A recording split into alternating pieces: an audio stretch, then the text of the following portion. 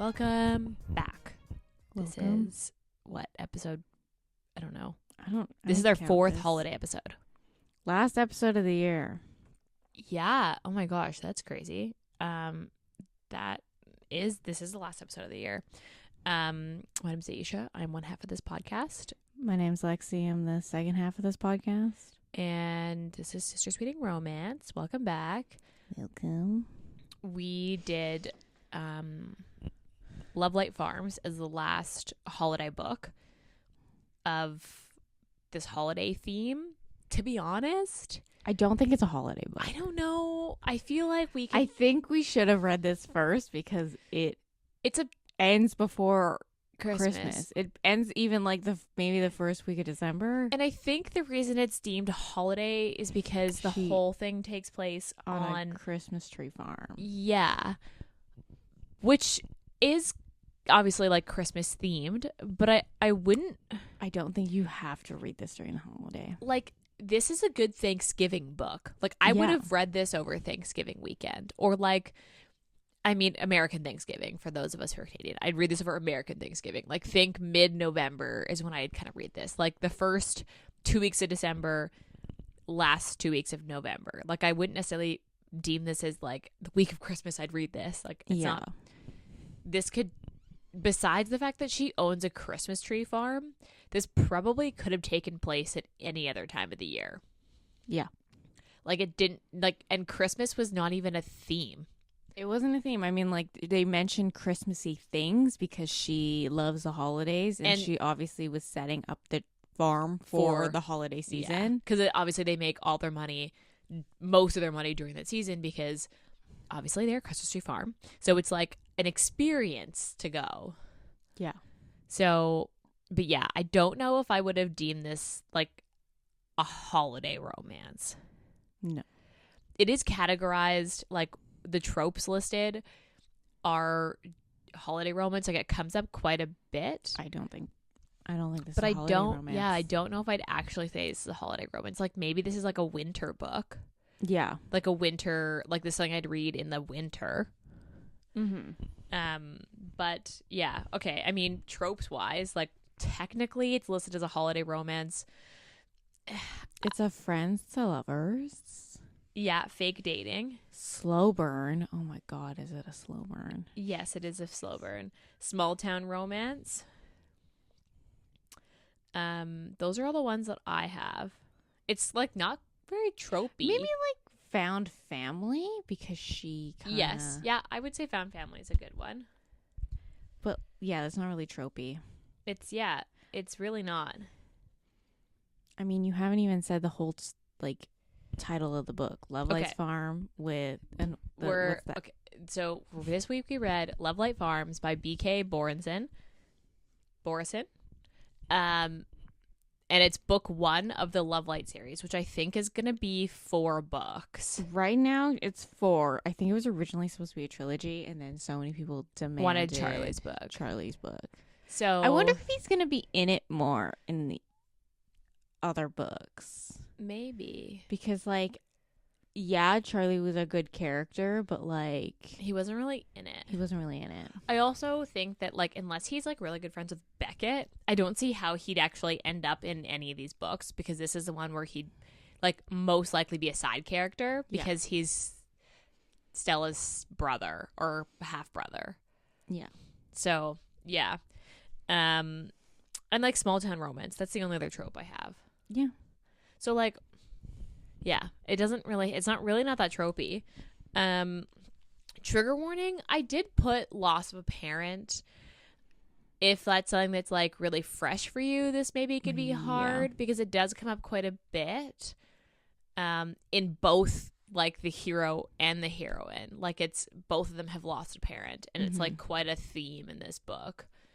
So I would say like, I don't know if that's something that you avoid, then this is not the book for you.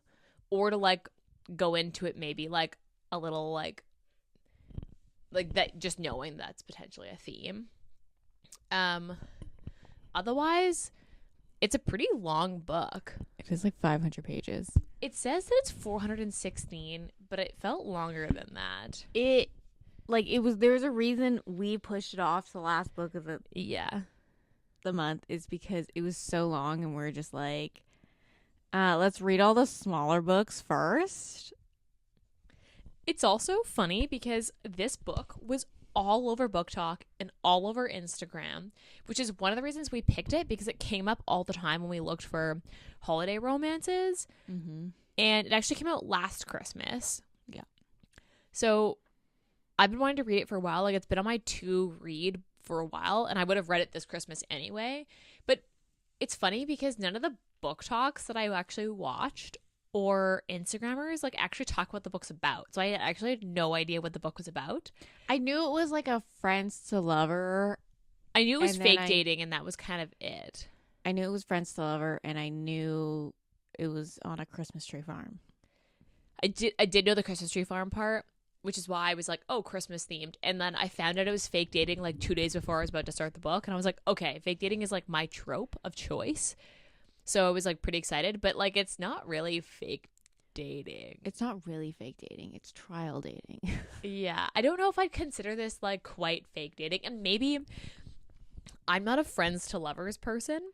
Yeah, it took me a little bit to get into this book simply because it was friends to lovers. I mean, like, once I kind of got into it, it was like good, but like, yeah, it really took me a while because it's not my go-to. Like, I'm not gonna hate on friends to lovers because like it's just not the vibe I go for most of the time. I feel like when I do read a friends to lovers, it's kind of like People We Meet on Vacation by Emily Henry, where it's like, or they're estranged. Do you know what I mean? Where they've like fallen apart. Or it's like friends to strangers to friends. Yes. That's what I read. Or it's like in the middle of a series and you've seen these characters before already in other people's books. Yeah. Yeah, I'm typically not a friends to lovers person, so it kind of took me a while to get into it, and I feel like friends to lovers they're all slow burns. They're all slow burns. Because you kind of have to be a slow burn because there has to be like, I don't know, should we or should we not? So like it almost makes them a slow burn, and that's like also not, I don't know. I don't go out of my way to read slow burns. They just, the one thing I don't like about friends to lovers is they're like always hesitant to commit because they're like, oh well, I don't want to ruin the friendship. Yeah. And it's just like it's just like that thing that you're just like long. Okay, you just gotta fucking do it. And it always takes slightly longer than I feel like as a reader you want it to take, so you're always like, no, just do it, and you're like rooting for them, but like sometimes it stretches out like slightly too long, if that makes sense. Yeah, but I mean, this had a really good Goodreads rating. Like, it was a Goodreads rating of 4.12. I can see that. And it had 29, almost 30,000 ratings, which is really high for a holiday romance. It's really high, especially I think this is like a indie publish as well. Yeah, I think so too. I don't because this is like the only other book that we've read of the holiday romances that is this high, this many ratings, probably Window Shopping. Yeah. And Window Shopping had 40, but they were also rated really low. Like she was rated under 4. I think the thing is really high like rating. I think we had this conversation at Window Shopping. The Window Shopping episode is like a holiday romance has to hit a specific feeling you have. Yeah. And this one is not really, it's not really hit the Christmas spirit. No, but that's because like some people just like don't genuinely like holiday romance. Yeah, you have to be in a specific mood to read it. Yeah. So maybe this one, like, not only people just weren't reading during the holidays because they didn't deem it a holiday book. Yeah, it's more like a fall-winter book. Or it's just like people who don't generally like holiday romance got this into book this like book? Yeah, this book like hit enough holiday that they're like, all right, it's holiday. Yeah. But like didn't go extreme to the top where like all she was drinking is peppermint mochas. Yeah, because the mistletoe motive was like very holiday spirit. And was so like was her entire personality. So was Window Shopping. Yeah. Whereas Christmas is just kind of like something that like they're leading up to, and the only reason it's relevant is because she owns a Christmas tree farm. Like the book, one of the first chapters is her walking through a pumpkin field being like, oh no, all our pumpkins are smashed. Like it's clearly still like October. So yeah, it is a very interesting. I'm surprised time. they don't make a ton of money. She doesn't make a ton of money during the fall. I don't think it's that she doesn't make a ton of money. I think it's just like highlighted that they're struggling, which is why it's never highlighted that she's like they're making a ton of money. Like they're just always struggling. I mean, all her pumpkins were smashed. So like, what do? You gotta sell smashed pumpkins. Yeah, it was really weird how they did like the side plots in this. Yeah, because I felt like it was one of those things where sometimes. It was like, what's that like poem where it's like the world ends with not a boom but like a whimper, and it was like the side plots just kind of went like they all concluded around the same time. Yeah. I guess that like her fake dating scheme, and that because that ended very like it didn't blow up in her face. It was just kind of like, yeah, I'm sorry, I have to disqualify you, and she's like, okay, I understand, and I was like, that's it. I thought she was gonna be like, yeah, I thought because they built up like the influencer. What's her name? Evelyn. They built her up, and then when she got there, it was like she was there for maybe 5 chapters, and she wasn't like in it. Really. And I understand that she's meant to be in Beckett's book, which is the next one, In the Weeds. And I'm actually like excited to read that one. Yeah, but like I felt like. The thing is, I really like this book. I did like this book. Yes, agreed. But I felt like if you took out like the romance and all the other plots, they kind of like built, and then they just kind of like flatlined.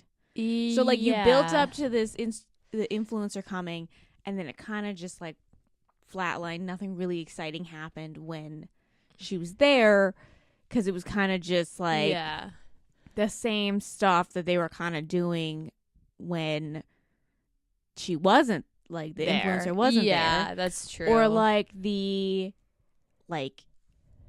side plot of like what's happening with the farm and someone sabotaging the farm kind of just like built up, and then when they introduced the guy, I was like, I don't know who the fuck this guy is. Okay, what confused me at the beginning is she asked Beckett, and I was like, okay, this is the love interest. It's not. It's Luca. It's not Beckett. And that confused me at first. They should have introduced Luca a little bit like faster, or like a little more significantly than the phone call. Because I was confused at first. Maybe I you're understand if you like confused. Obviously if you read the fucking back of the book, you know it's supposed to be Luca. Yeah, but neither of us, I guess, did that or just forgot. Okay, I'll read the back of the book now. But yeah, I think Beckett was definitely like. He was an interesting really character. liked Beckett when they introduced him. So because he was like no, and she's like, okay, anyway, cool. read the back of the book. Okay. When the love light gleams, a pasture of dead trees, a hostile takeover of the Santa barn by a family of raccoons, and shipments that have mysteriously gone missing. Lovelight Farms is not the magical winter wonderland of Stella Bloom's dreams. In an effort to save the Christmas tree farm she's loved since she was a kid, she enters a contest with insta-famous influencer Evelyn St. James. With the added publicity and the $100,000 cash prize, she might just be able to save the farm from its financial woes. There's just one problem. To make the farm seem like a romantic destination for the holidays, she lied on the application and said that she owns Lovelight Farms with her boyfriend. Only, there is no boyfriend. Enter best friend Luca Peters. He just came home from some hot chocolate and somehow got a farm and a serious girlfriend in the process. I mean, I do like this summary because it summarizes it enough where you know what's like what to expect, but not too much where it gives away end of the plot. Yeah. So this is pretty accurate. This is a good book summary, although it kind of doesn't lead to like Luca's pretty on board. Like he doesn't at all question it. He's like, yeah, okay, and she's like, and he was actually like, wait, you asked other people before you asked me? Yeah, it was cute because you could tell that they liked each other, and you knew pretty instantly. Yeah, I got to points that I was like frustrated with Stella because I was like, can you not tell see that he really likes you? Really likes you. And then she would like talk herself out of it. And I'm just like, that's kind of why I'm not a fan of the friends to lovers, is because they normally talk themselves out of it. I know. And you're just like, okay, like we've been going around this circle for 300 pages. We gotta pick the pace up because yeah. So, I mean, the book starts off basically with her trying to find a fake boyfriend, knowing she wanted to ask Luca the whole time, but like being afraid to ask him for this Instagram contest. Ends up asking him, and he's like, yeah, of course. And she's like, oh. And they kind of fall into this like, okay, so we're fake dating, but we're living in a small town, so we're going to have to like fake it for the town because everyone's in everyone's business. And then we also have to like figure out how we're gonna not look like we're faking it. And they kind of just fall into this like trial period. Yeah, they call it like a trial period of like dating, like actual well, dating. But that's my thing is like I don't understand. They like specifically like he was like let's view this as a trial period because if you don't like it, we'll go back to being friends. But if we both like it, we'll continue dating. And she didn't get it. She didn't get it. She and I was like, what was the point of that whole fucking conversation if you didn't understand the concept of the conversation? Because I liked Luca, that he was very like, yeah, we'll just continue. And she's like, what does that even mean? And he's like, we just continue. And she's like, I think, so confused. To be fair, he was purposely vague. Yeah. Because he didn't want to quite like he didn't want to freak her out. But she was just very oblivious. Definitely like the third act breakup was definitely like the miscommunication trope. Yeah. But they were both miscommunicating with each other. Yes, because he wasn't quite coming out and saying his feelings, and she was like not saying her feelings. Yeah, she was afraid to say her feelings because she was like, "Oh, well, he's not telling me how he feels." Yeah. So, I mean, they basically start fake dating, and like everyone was knew that they were going to be together eventually, and was like, "Oh, finally! Thank God you guys finally admitted it." And they're kind of they're like, basically like they basically gotten to the point where they were like kind of already dating, minus the sexual nature of their relationship. Yeah, like they weren't dating other people; they were only seeing each other and hanging out all the time, but like they just weren't like intimate. Yeah. Basically, like there was no like intimate touching or like cuddling on the couch where it was like obviously leading to something. Like it was just like PG stuff where they would like occasionally hold hands for fun. Yeah. So like, I mean, the thing is that like not much happens in this book. But what I do like is that, so this is single POV, and I wish I heard from Luca, and I'm kind of curious if the Into the Weeds book will be in Beckett's point of view or in Evelyn's. I feel like it'll be both. Because I want to know Beckett better, and I wish I knew Luca better because he was so cute, and I just like, I didn't like that it was only in Stella's point of view. But it adds to the slow burn. That's true, but it adds to the miscommunication. So like that's the one thing about like a fake dating. It's really hard to do dual POV because there has to be miscommunication, and like so I mean, which is funny because that's your trope of choice. My trope of choice, but I do like dual POV. Single POV. Now that I can have dual POV, I like dual POV.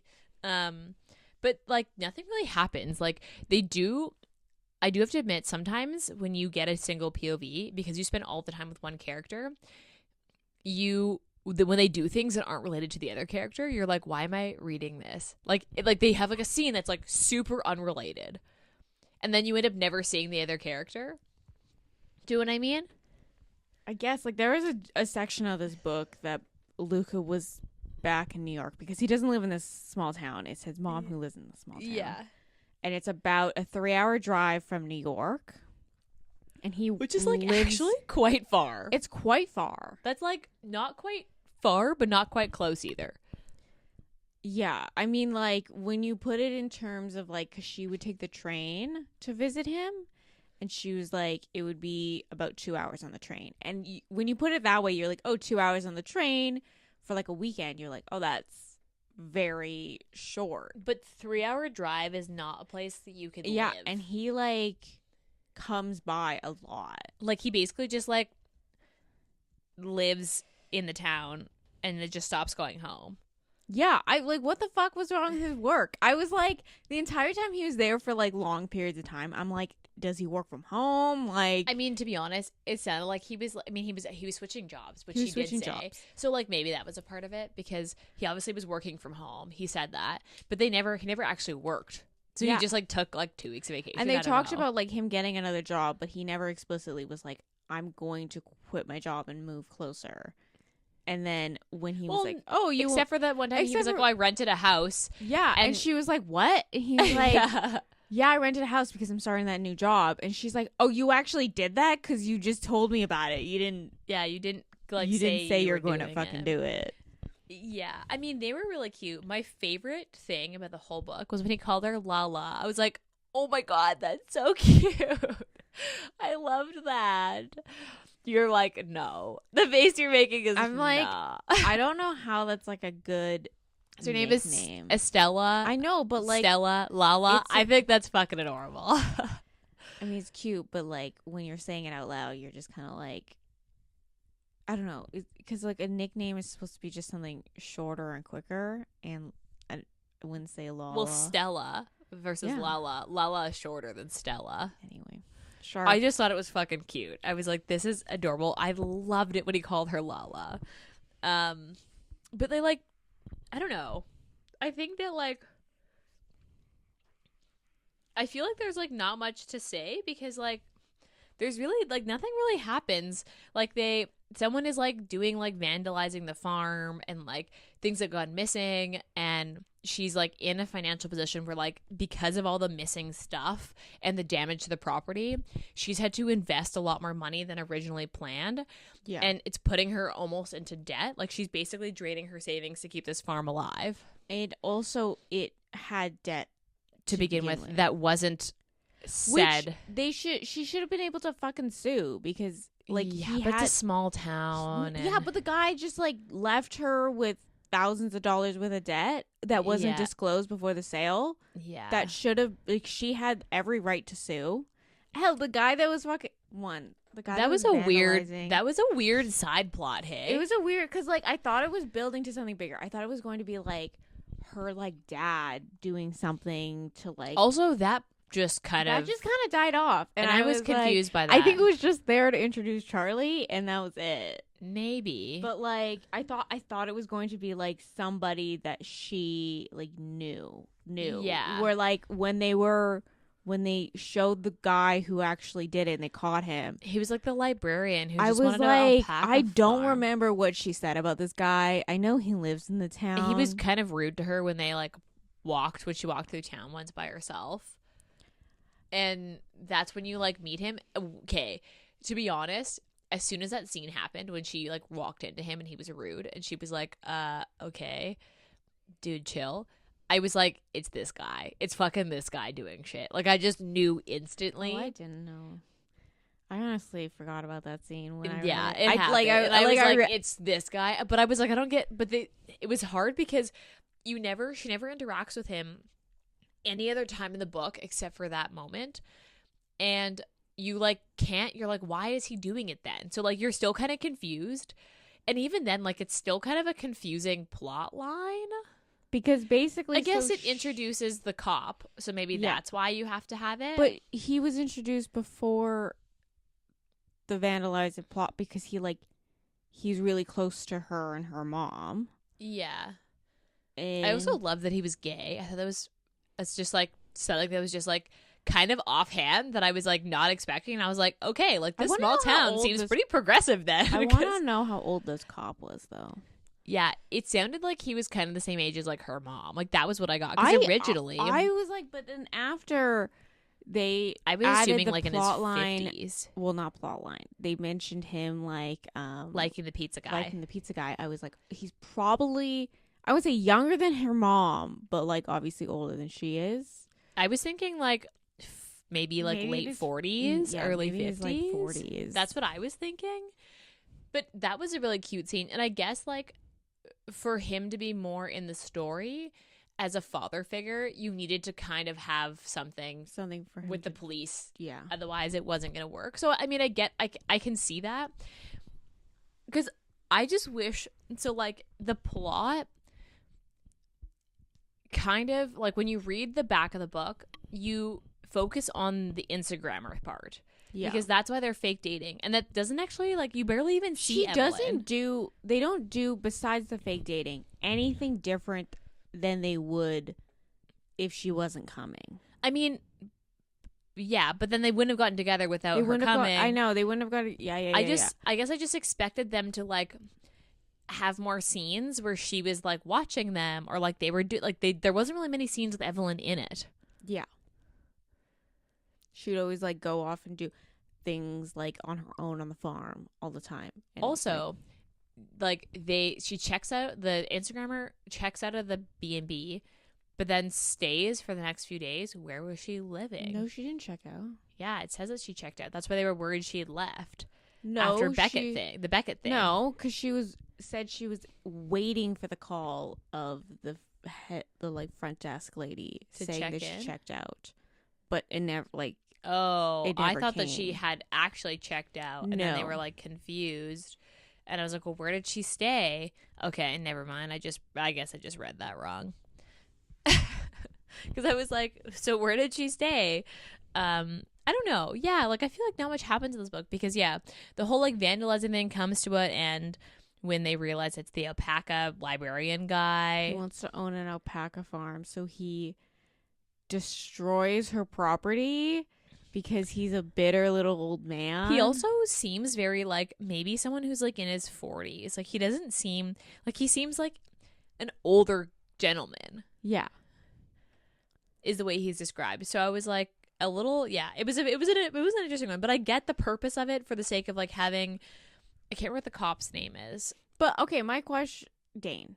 That's what it is. There's always a guy named my Dane. My question is, so the shipment thing was like really my thing because I understand like obviously that pasture, like because he destroys a pasture of trees. Which is like thousands of dollars because if you've ever bought a fucking Christmas tree, they're fucking expensive. And it takes 10 years to grow grow a tree that's the size you can sell for Christmas. If I was her, I would have fucking like out of spite put alpacas there.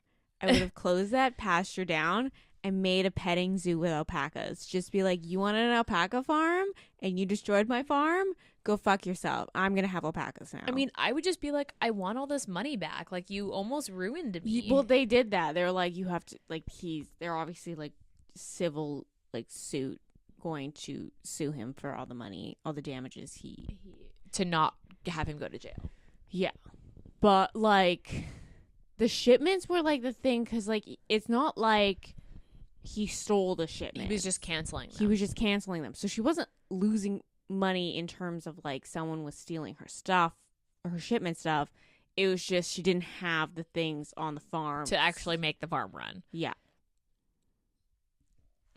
That's just annoying. Although the cat thing was cute. I wasn't expecting Becca to just like adopt a pack of cats, but that was a cute little like thing. And then he took them everywhere.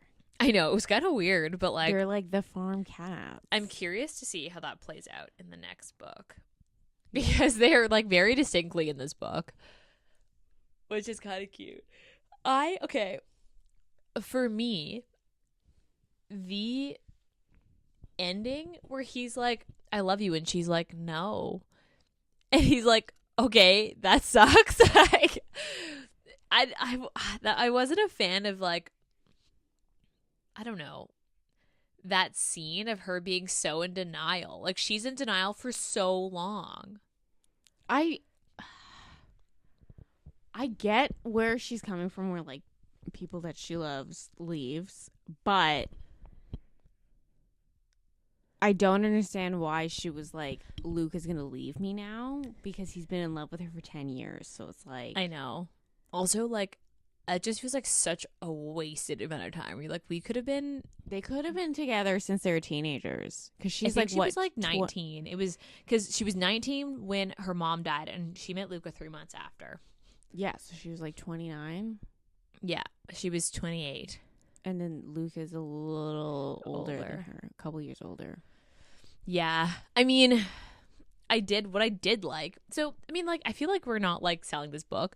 It was a good book. Just, like, book. Not much happens in the book. Like, it's a lot of them dancing around each other. Yeah. It's a lot of really cute scenes. It's definitely a I don't want to be, like, a rom-com because I fucking hate that title, the, like, label on books now. Yeah. But it definitely was, like, very low stakes, very cute, feel good book. Yeah, this is a total feel good romance for sure. And like, yeah, it was just really cute. And like, I don't know, Luca is like a fucking cute hero. He's cute. He's a little cinnamon roll. Yeah, and I fucking love it. I was super into that. And the sex scenes were really good. They happened like basically at the end. Yeah, I really wanted them to get together sooner because like because you know, like there's the formula of like once you hit like a 60% mark, that's when they start. You should yeah. And then like I was like, I hit the 60% mark and I was like, okay, they're gonna start fucking because they had that couch scene and then nothing happens for a really long time. Yeah. And I was expecting it to like snowball from there and then it'd be like a consistent thing, but it never did. But it like the last like the final act basically all happened in like 10 hours because they like have sex. She wakes up in the morning and then he tells her that he's in love with her and wants to continue like dating, and then she's like, you can't be in love with me, and then he runs off because he's hurt, like obviously. Yeah. And then because he asks her like, do you love me, and she's like, it doesn't say anything, and he's like, she doesn't even fucking love me, and he like, though he stalks off like clearly upset. Yeah, this whole book is just like how Stella learns to communicate. Yeah, because like not only is she not communicating her feelings with Luca, she was not communicating anything about the farm to her business partners. I mean, to be fair, they weren't actual true business partners. They weren't true business partners, but they were running the farm with her. Like they were in it, but they're technically her employees. I got that part of it because like that did make sense to me that she didn't want to admit that like things were going so awry and like she wanted to like save herself and like do it herself. And I did get that part of like Luca coming in to save her, but like I don't understand why she didn't tell Beckett and Layla. I mean, a lot of it's embarrassment. I actually did get. Her denial of her feelings for Luca for fucking ever, that I was kind of like, okay, let's come on. It's pretty obvious he loves you. He like point blank told her he loved her. Yeah. Oh my god. I just can't get over the fact that he called her Lala. That's fucking adorable. I mean, like, what I did like about this book is you get a bonus chapter at the end. So the book ends. You get a bonus chapter. You get an epilogue, a bonus chapter, and another bonus chapter. An extra bonus chapter. So you get like because the epilogue happens like a couple weeks after. So you get so yes, the epilogue happens a couple weeks after, and it's in his POV. Yeah, and then you get a bonus epilogue that happens like 3 years. 2 years. I think it's 2 years later, 2 or 3 years later. Yeah. And it's also in his POV. Mm-hmm. And then you get a bonus chapter that is a scene from the book that like you don't actually see. It like is talked about but isn't like actually like played out in his POV. And that was good. I was like, it was like the gift that kept on giving. Really, and I was like, this is great. It was just, they're all added on to the end because like most authors are like, come to my website and read a bonus chapter. And I'm like, I don't want to go to your fucking website. I just want to read it now. Or like you have to download. Or sometimes you don't even, because sometimes you get to the end of the book and you just skip through the couple things on the or your like Kindle, and then your Kindle just like prompts the like, you know, the rating review thing. Yeah. So you then just like it. Yeah, so you don't actually see it. So you don't realize sometimes that there is a bonus chapter because you have to read the author will be like, oh, go to my website for a bonus chapter. Sometimes you just like completely miss it. I've done that so many times and then been reading another book from the series and been like, wait, there was a bonus chapter on these characters that I missed? Like, what? Yeah. So like I did like that. It was honestly the gift that kept on giving because I was like, this is actually so great. I really liked this first bonus chapter because I really wish you had more of Luca. those interactions together in the book. What was in the first one? The first one was when he tries to propose and then she figures it out. So she tries to ask him first. And he was like, you need to stop talking. Yeah. I wish we had like more of those because I actually like that was cute. That was cute. Like really, and it was funny too. And I really wish you had more of those interactions because most of the time during her interactions with Luca, she's like nervous. Yeah. Because it was cute because they were both very much at ease. Yeah.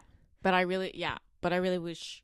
Because the things with Friends to Lovers, when you start as a standalone, a lot of it's kind of like you don't see because you don't see. It's all told to you. Yes, like when previous things like when you read like people you meet on vacation, you kind of you get the flip flop. You get the flip flop past and present. Yeah, but like this one was a lot of like we've been best friends for 10 years, and this is kind of how we always been, and it's like. Okay, but I want to see that. Yeah, and Stella was really nervous because of the dating thing. So she was anxious about asking him for the first third of the book, and then she was anxious about pretending. Yeah. And then she was anxious about her feelings becoming real and him not feeling the same. Or feelings were always real. She just knew that they weren't, like, that she assumed he didn't feel the same. Yeah. But, like, it was always her, like, being anxious about something, and until the bonus chapter, I never really got them, like, interacting as, like... No, they were a couple. Yeah. Yeah. The 3 bonus things were actually super great. It was honestly... Yeah, because I read this Christmas Eve. I think I finished it. Or the day before Christmas Eve, the 23rd. Yeah. And I was like, oh my God, this is literally the gift that keeps on giving. I mean... As a whole, this book was really good. It was good. Like, I'm excited to read the next one. And I feel like we're doing it a bit of a disservice, but, like, yeah, I feel read like this book for sure. Like, it's a good book. It's a good book. It is very, like, feel-good romance. Like, this book is the Hallmark movie that I wish I could see. Where you get a little bit of, like, actual, like, intimate scenes besides them just being, like, our first kiss, and then we're actually, I love you. Do you know what I mean? Like, this is the Hallmark movie I wish I could see. Like, someone needs to make this a fucking Hallmark movie. And I love Hallmark movies. But this is, which is why I think I love this book, because I fucking love Hallmark movies. And it was, like, all the best parts of a Hallmark movie that you don't get that I wish were in an actual Hallmark movie. I could live without Hallmark movies, but... I consume lots of Hallmark movies. Overall, like, also, okay, Condom Watch. I don't remember. I don't think. Oh yeah, they used them because Layla dropped off a huge. That's right. That's right. Huge Costco-sized box.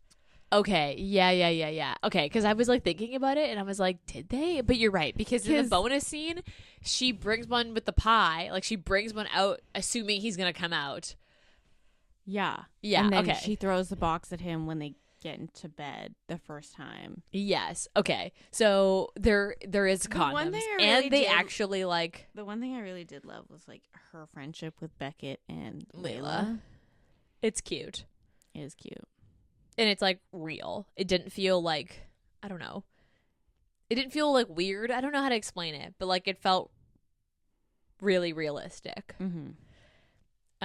But yeah, okay, so they do use condoms, you're right. And it's like not a thing where they're just like, we're using them. There's like no question. Yeah. And sometimes there's like I don't know, will we, won't we? And it like, I hate that. It should like be an obvious thing. We're like, yeah, we will. Like, do you know what I mean? So that's a bonus. Okay, rereadability. Yeah, I would reread this. This would be like a classic winter book for me. I actually am trying to decide if I want to purchase this book. I don't know. I haven't decided yet. My rating? I think a solid 4. So I think I only gave it a 4 is because it took me so long to get into it. But that has nothing to do with the book itself. That's just like I'm not a fan of Friends to Lovers, so yeah, it's like, not a trope. It just took me forever to get into it, so it's a solid 4 for me. I mean, I had 4.5, And now that I'm like thinking about it, I think it's more of a 4 than a 4.5. Like I think it's a true 4. 4.25 for you, Ayesha. Yeah, maybe a 4.25. Steaminess, I think I gave it a 3 because a 3, yeah. Because the bonus chapters added to that, and I was like, this is a solid 3. Mm-hmm. Would I recommend this? Yeah, I definitely would. I would recommend this for sure. It's so cute. And yeah, it's just a good book. I would definitely recommend this.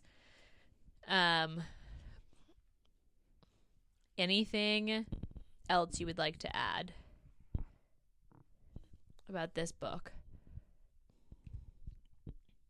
No, but I want to know if Beckett's book happens how quickly after this.